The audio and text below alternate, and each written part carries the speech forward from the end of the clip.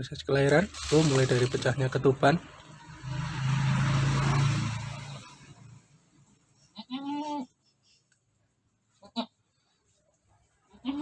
kemudian induk akan sering melihat ke bagian belakang.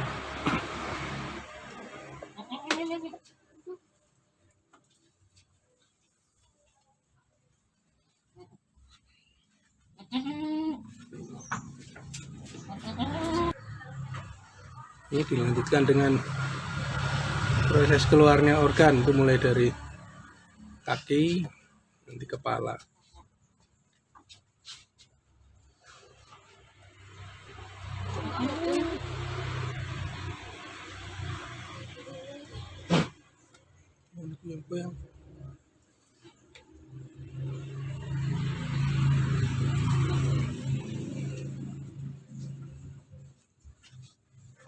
Sudah mulai terlihat.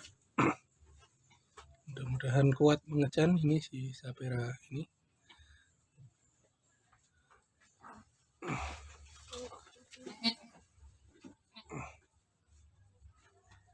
Itu kaki ya. Tuh.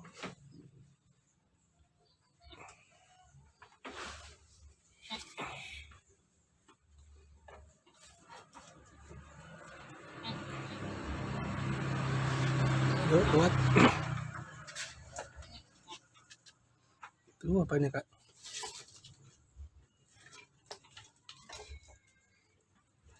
Kepala itu. Oke, kita bantuin. Ada bagian kepala yang terlihat. Wow.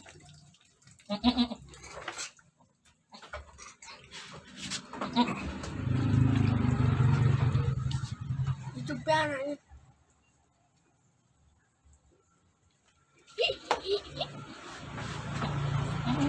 Ambilin kotak baca ya. Gimana? Di lemari.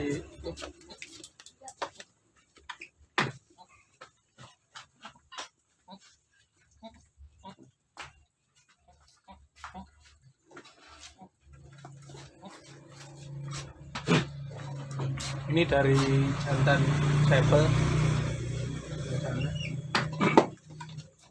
Berwarna-warni.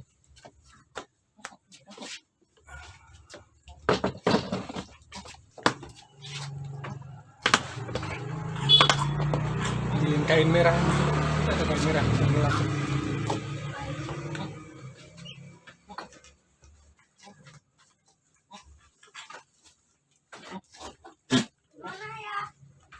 Yang gol di situ enggak? Oke. Kita coba kelopas kuku utamanya ya untuk memudahkan. Ya, untuk memudahkan dicempe jalan nantinya. Ini sepatu pertama dari dicempe ini. Kelopas. Ya udah nggak jadi.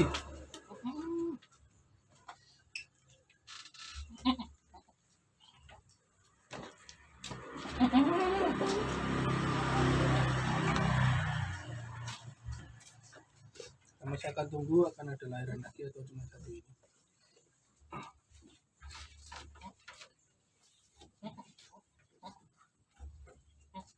Kita lihat tali pusar masih nyambung ke sana. Jadi kita antara perhatikan dulu sampai induk. Kalau saya mau dilatih. Satu ini apa maksudnya? Masih gendut soalnya. Kita lihat jenis kelaminnya. Oh, jantan. Laki-laki.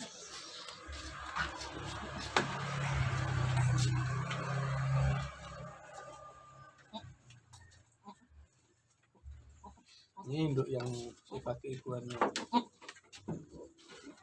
ada yang seperti ini akan langsung muncul lagi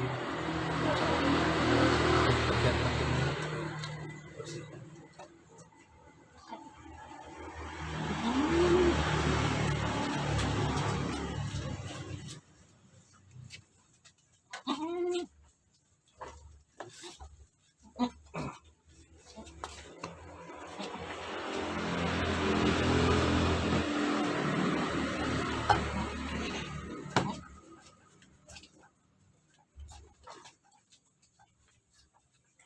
Agar membuka lagi, apakah akan ada keluar lagi.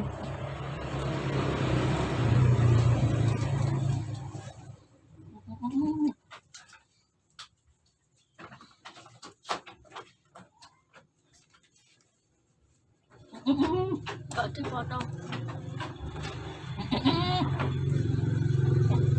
Saya ya itu tahu nggak kalau itu Tadinya nggak ada di atas itu.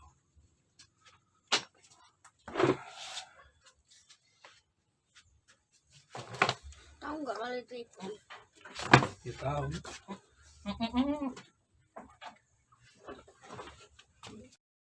Oke, sepertinya masih ada satu lagi di sana. Dan nanti boleh diperhatikan itu bahwa kalau begitu cempe lahir, ini dia akan nampak di puting itu.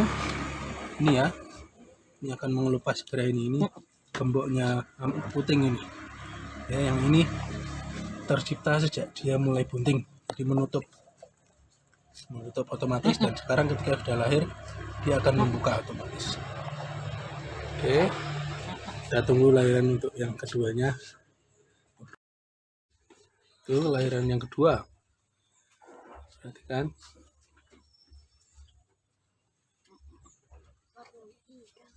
Sudah mulai keluar.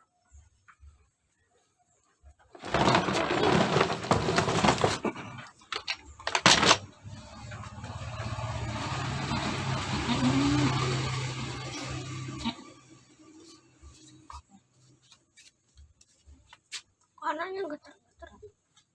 Ini kak, ini kedinginan karena di dalam air dia dalam tadi. Nggak mau ngedeng.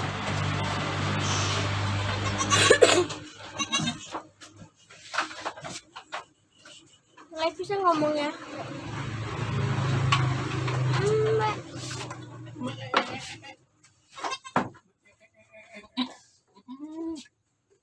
Udah mulai tuh kelihatan apanya. Ya.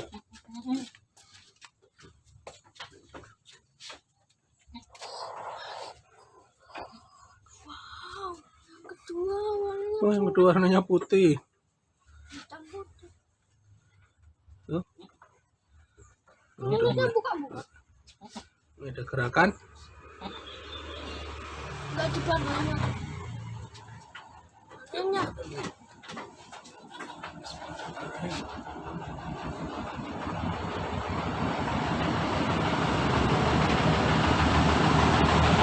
putih semua.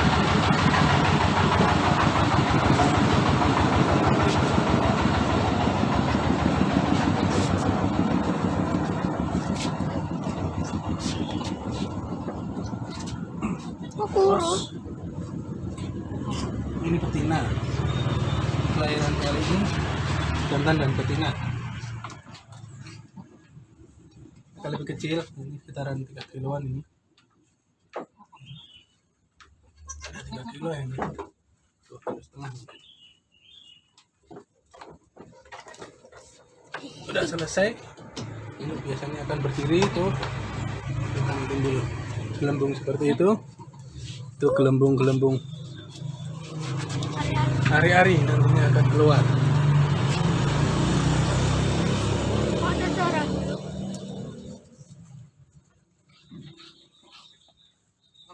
Itu kok batuk-batuk dulu. Oke, seperti yang tadi, kita juga akan kelupas kuku-kuku barunya si cempe ini, memudahkan nanti dia menapak. Ini ya, kukunya lembek, kita kelupas.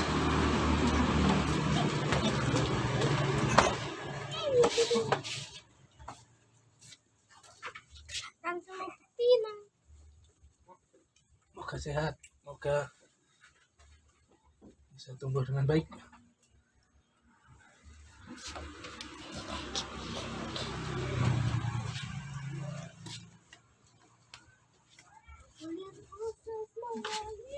Kita akan urusi bagian pusarnya.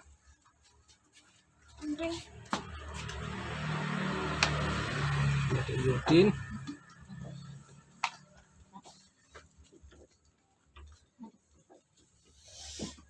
Nah, ambil beberapa. kita oleskan ke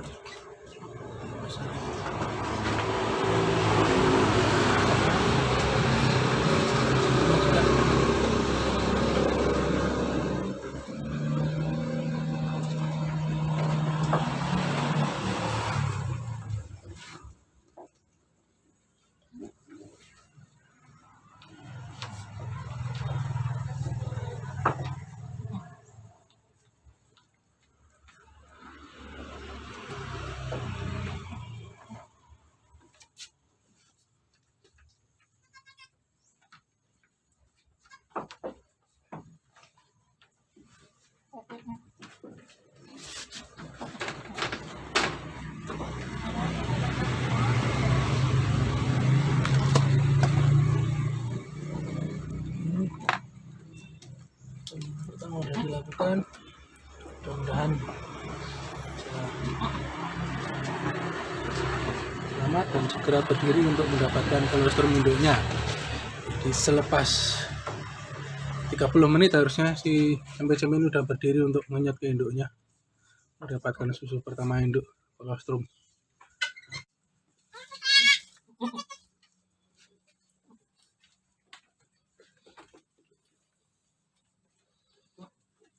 Beberapa saat setelah proses kelahiran ini sahabat ternak, jadi induk akan membuat gerakan-gerakan seolah-olah menggaruk-garuk.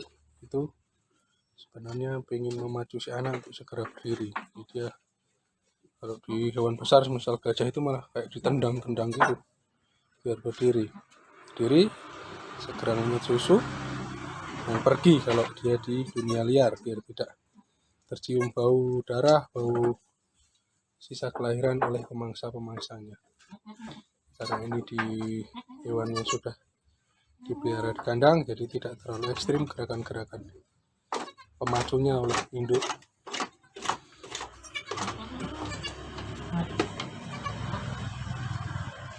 Gerakan ini juga nanti akan mirip-mirip dengan gerakan untuk mengumpulkan daun-daun sebagai alas atau bedding. Oke, bentar lagi kita akan turunkan si betina beranak ini ke ternak ya, biar berada di luar, biar cepat kena matahari dan cepat bisa berdiri tapakan kaki anak-anaknya. Oke sobat ternak, ini induk anak udah kita letakkan di tanah ya, untuk menggunakan jembai untuk menapak.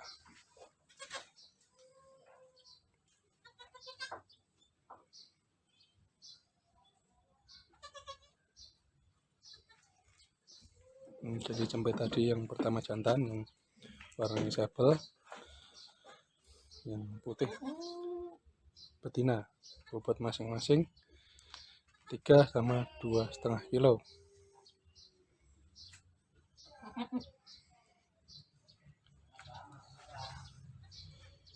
Ini sekitar 10 menit dari proses kelahiran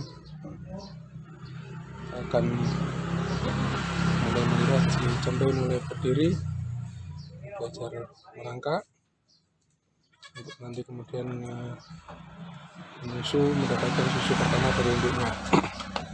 Jadi sebagai informasi tadi sobat ternak, si puting dari induk gemboknya sudah terbuka secara otomatis, jadi nanti ketika dikenyot sama anaknya sudah terbuka, dan itu pun resiko. Karena apa? Karena kalau jempai sampai dengan 30 menit tidak mengenyot susu dari induknya, maka susu yang ada di dalam puting, dalam ambing akan beresiko terpapar bakteri.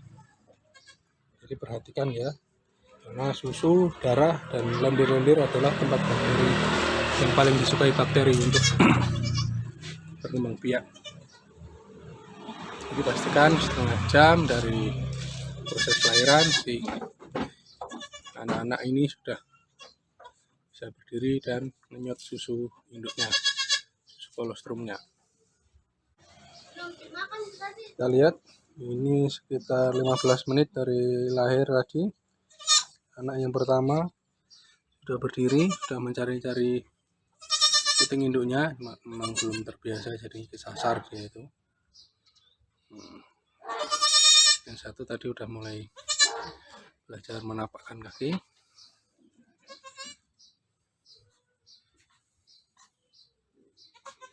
Lalu yang jantan, anak-anak jantan udah mulai mencari-cari. Perhatikan juga bagian pusarnya itu. Pusarnya kalau bisa kena tanah yang kering atau pasir yang kering itu akan jauh lebih baik daripada selalu basah. Ya, karena pusar harus segera kering biar tidak ada infeksi.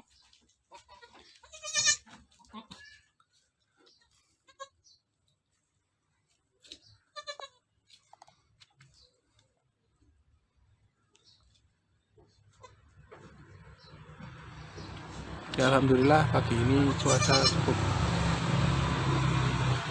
cerah, matahari ada banyak, membantu sekali untuk proses persalinan yang di luar kandang, membantu mempercepat proses pengeringan rambut-rambut cempe juga.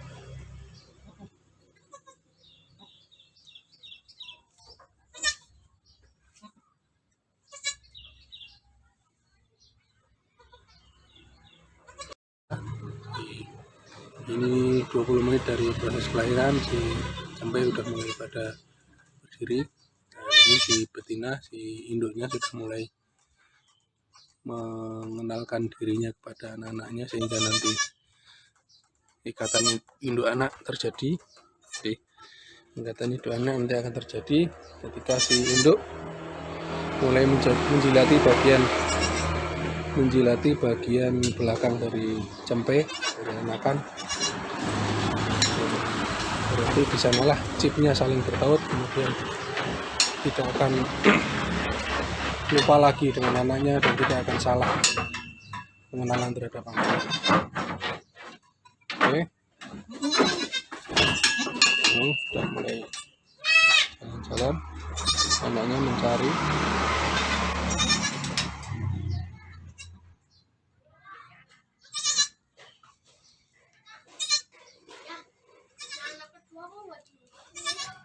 Ya dijilat itu sama saya tuh, dijilati kan.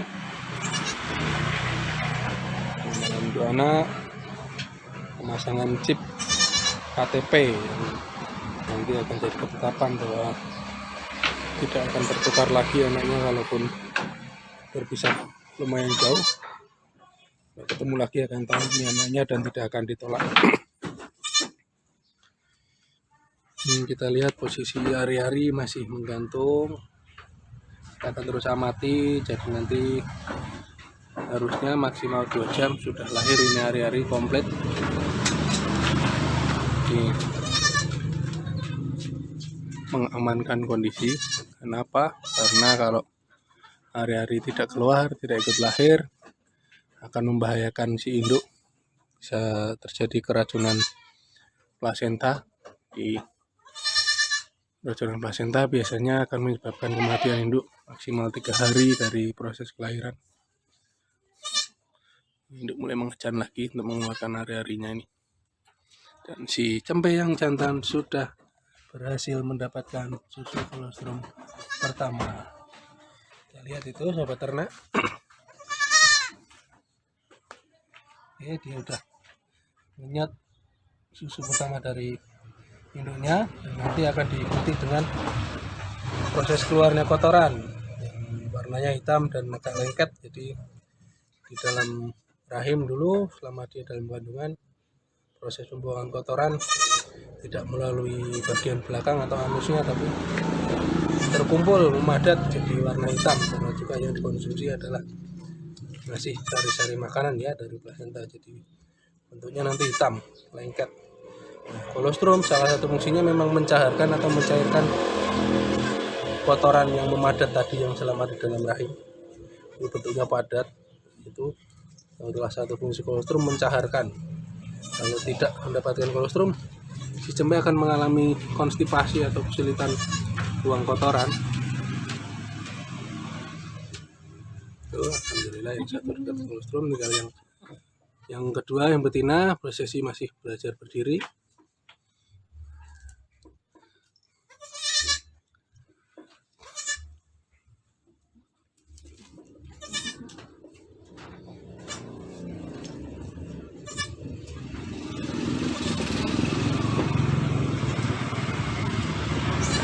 sudah mulai pasang chip dan menjilati bagian belakang cempenya.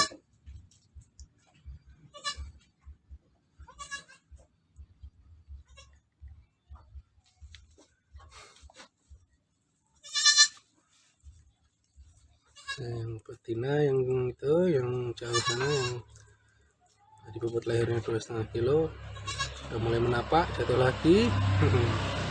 Mudah-mudahan bisa segera menapak dan mendapatkan kolostrum dari induk.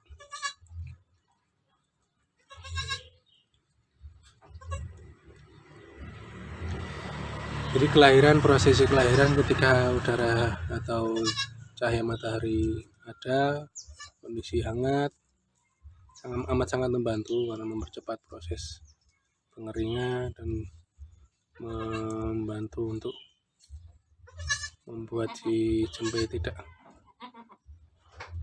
dinginan.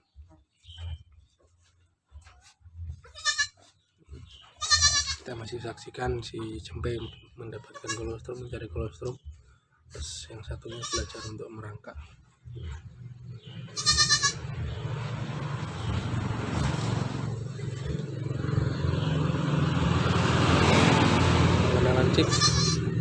Pengenalan dan pemasangan chip dari cempe ke induk sudah selesai. Untuk yang jantan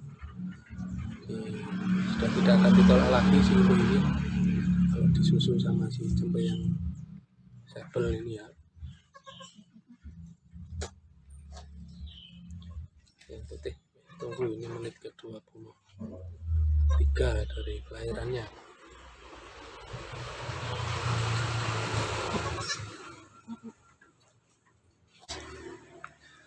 Mengenai sifat keibuan dari indukan, jadi sifat keibuan dari indukan ini akan ditumbuhkan saat dia kondisinya darah ya. Jadi posisinya dia umur 5-10 bulan masa pertumbuhan, induk akan menumbuhkan sifat-sifat atau hormon-hormon keibuannya. Ketika nanti dikawinkan sudah umur pertumbuhannya sudah selesai, jadi minimal 10 bulan, maka yang akan terjadi dia akan sayang sama anaknya. Bahasa Jawanya open gitu ya, jadi bisa ngopeni anaknya, menjilati, memperkenalkan diri, kemudian tidak menolak. Jadi ketika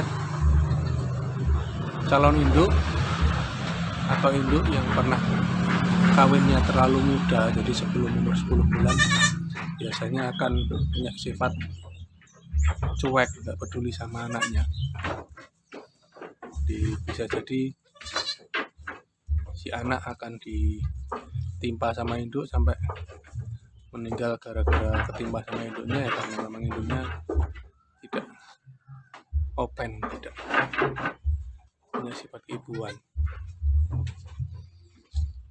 Sifat keibuan ini penting dipastikan jadi sobat ternak semua yang bergerak di breeding atau seorang breeder.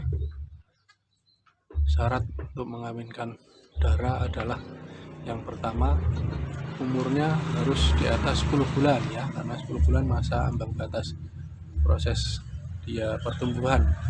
Jadi sel organ kelaminnya berfungsi, sifat keibuannya sudah tumbuh. Syarat yang kedua adalah berat badannya udah di atas 25 kilo ya. Kemudian yang ketiga, untuk darah bisa dikawinkan adalah tinggi pundaknya atau tinggi gumbanya sudah di atas 60 cm bagi kambing-kambing normal gitu ya. Jadi ada kambing yang memang tipenya kecil, jadi tidak membutuhkan syarat tinggi 60 cm seperti Nigerian Buff, kemudian pygmy, dan silangannya yang memang kecil-kecil. Untuk yang normal-normal kambing daging atau kambing susu, 3 syarat itu penting. Yang pertama, kawin setelah umur 10 bulan. Yang kedua, bobotnya udah di atas 25. Kemudian yang ketiga, tinggi gumba atau tinggi pundaknya sudah di atas 60 cm, jadi minimal 60 cm. Ini nanti sifat keibuannya akan selalu ada, jadi dia ketika kehilangan anak pun dia akan mencari atau merasa kehilangan, dia akan menyayangi anak-anaknya, tidak akan menolak anak-anaknya. Demikian untuk bahasan pagi ini tentang sifat keibuan atau mothering ability pada indukan atau pada calon indukan yang sering kita kadang-kadang karena obsesi untuk mempercepat breeding, kita kawinkanlah si dara atau calon indukan tadi di umur di bawah 10 bulan. Nah, terus bagaimana kasusnya kalau yang sudah seperti itu? Nah, kasus sifat keibuan ini akan terbawa terus. Nanti setelah dia melahirkan yang pertama, kemudian dia akan melahirkan yang kedua pun akan seperti itu. Laktasi pertama tidak open sama anaknya, tidak peduli sama anaknya, nanti di laktasi berikutnya, laktasi kedua kita akan sama. Jadi akan beresiko untuk breeder. Dipastikan untuk pemilihan indukan atau calon indukan yang akan jadikan induk harus sesuai syarat-syarat yang di atas tadi ya. Oke sobat ternak, ini yaitu hari-hari dan atau plasenta. Ini 1 jam belum ada dari kelahiran yang pertama. Plasenta atau hari-hari sudah keluar. Ini sudah keluar semua. Tentunya seperti cakram, malah mengganggu cempenya. Saya coba singkirkan dulu cempenya. Tuh. Jadi nanti jangan terlalu khawatir kalau misalnya induk kemudian memakan ari-arinya kembali, makan ari-arinya sendiri yang baru dilahirkannya, tidak menjadi masalah. Yang menjadi masalah adalah justru ketika ari-ari ini tidak keluar, itu akan jadi menghambat keberlangsungan hidup si induk tersebut. Malah dia aman-aman saja ya sobat ternak kalau misalnya hari-hari dimakan oleh induk itu sendiri. Jadi kalau bicara dunia liarnya dia waktu dulu zaman sebelum dipelihara oleh manusia, jadi hari-hari ini kan dia berupa jaringan, berupa kelendir yang kalau di dunia liar ini bisa berbau, baunya bisa dibaui oleh pemangsa, bisa harimau, singa, hiena dan sebagainya. Makanya di dunia liar setiap ruminansia yang lahir biasanya hari-hari yang ikut lahir akan dimakan kembali oleh induknya. Nah, untuk kondisi induk ini dia tidak akan memakan kembali. Kemarin tadi hanya makan sedikit-sedikit saja karena memang dari dulu, dari laktasi 1 hingga sekarang laktasi 3 tidak terbiasa memakan hari-harinya, paling hanya memakan sedikit-sedikit saja. Jadi jangan khawatir ya sobat ternak. Ini review sedikit tentang hari-hari atau plasenta. Kalau bahasa di Jawa itu ada kelahiran individu pasti akan dimulai dari kakang kawah, adi ari-ari. Jadi setelah kawahnya keluar, kawah itu berarti air ketuban pecah, lahir, akan diikuti oleh lahiran dari individu tersebut. Kemudian yang terakhir akan lahir ari-arinya. Jadi prinsip kakang kawah adi ari-ari bisa dijadikan patokan juga di kambing domba sobat ternak semua. Di kelahirannya tiga-tiganya harus keluar, kawah, ketuban, awal mulai tanda-tanda kelahiran, kemudian individunya kakang kawah berarti kakak ketuban, adi ari-ari. Jadi ari-arinya harus keluar untuk mengamankan semuanya. Nah, nanti setelah ari-ari keluar semua, pastikan keluar semua, tidak ada beberapa pecahan, tidak berupa potongan-potongan itu sudah fix keluar semua. Nanti tinggal dikubur atau diletakkan saja di bawah kandang, nanti akan hancur dengan sendirinya. Demikian review untuk hari-hari sobat ternak. Kita jumpa lagi di lain waktu. Kalau ada pertanyaan, kalau ada yang perlu didiskusikan, bisa dituliskan di kolom komentar. Salam ternak, selamat tersesat ke dalam jalan benar di dunia kambing dan domba. Sekali lagi, beternak dengan ilmu itu menyenangkan, beternak tanpa ilmu menyengsarakan. Nih si induk sedang menggarung-garung menggali tanah. Dia bermaksud untuk menguburkan hari-harinya. Nah, untuk membantu mempermudah karena kambing sudah hewan domestikasi, kita akan kuburkan sendiri. Oke, salam ternak. Sampai jumpa lagi kawan. Malah di lain kesempatan dengan Lukman Farmer.